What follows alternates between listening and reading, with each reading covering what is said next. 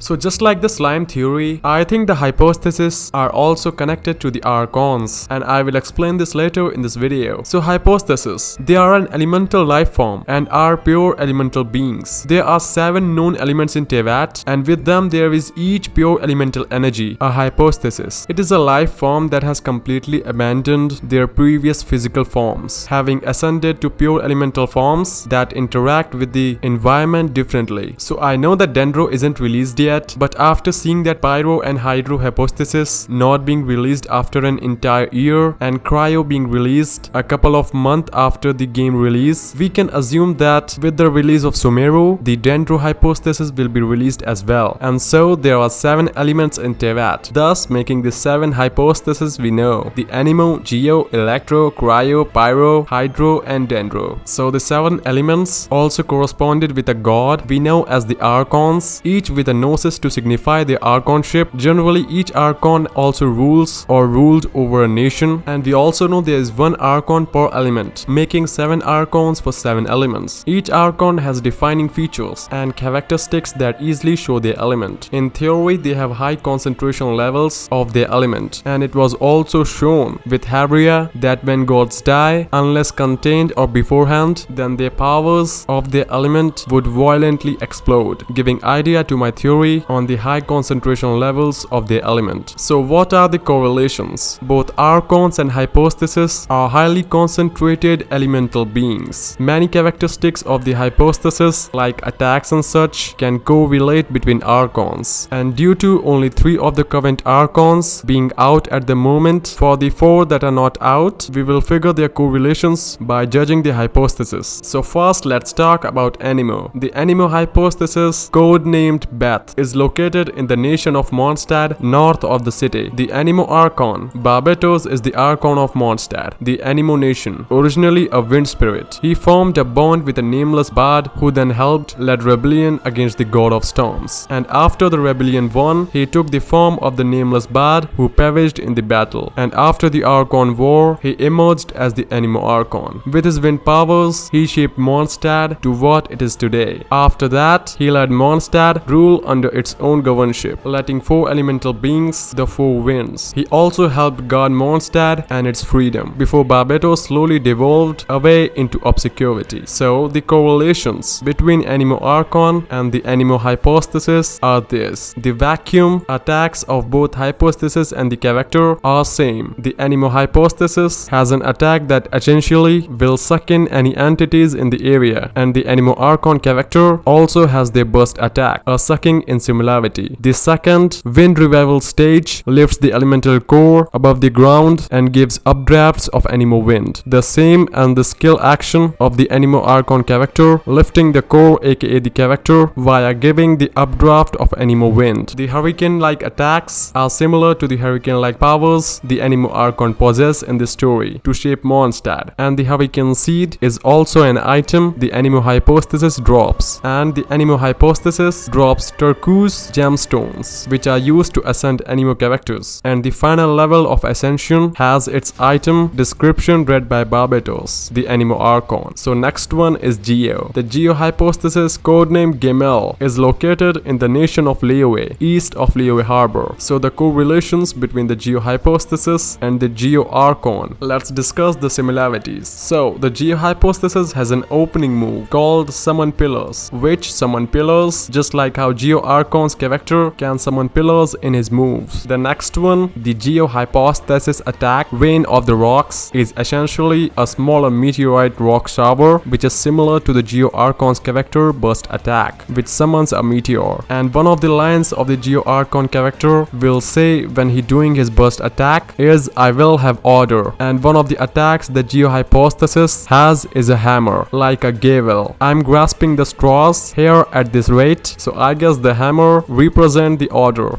My mental sanity is quickly dwindling as I continue. So the next one, the basalite pillar, the drop by the Geohypostasis, is the same color as the Geohypostasis pillars, which as mentioned in the correlation one is like the Geo Archon's skill action. The next one, the Geohypostasis, can also drop topaz gemstones, which are used to ascend Geo characters, and the final level of ascension has its name description read by Rex Lapis, the Geo Archon. And the Geo Archon character has an ideal animation that shows a small rod going around his head in the colors same and patterns of the Geohypostasis pillars. Next one we have Electro. So the Electro Hypostasis, codename Aleph, is located in the nation of Mondstadt, east of Dragonspine. The Electro Archon is a bit complicated, so yeah, let's just straight jump to the correlations. So the Electro Hypostasis has an attack that cages the user, and it is similar to how the Electro Archon E caged herself in the pocket dimension. The Electro Hypostasis has a clap attack, and that correlates to the clap of thunder, since Electro is lightning and thunder, and it is said that Makoto and E are reincarnation of lightning. The next one, the Electro Hypostasis revival stage, has 3 cubes that need to be broken. This is similar to how there are 3 Electro Archons throughout the known history of the game, and the Electro Hypostasis can also drop amethyst gemstones, which are used to ascend Electro characters, and the final level of ascension has its description item name read by E, the Electro Archon.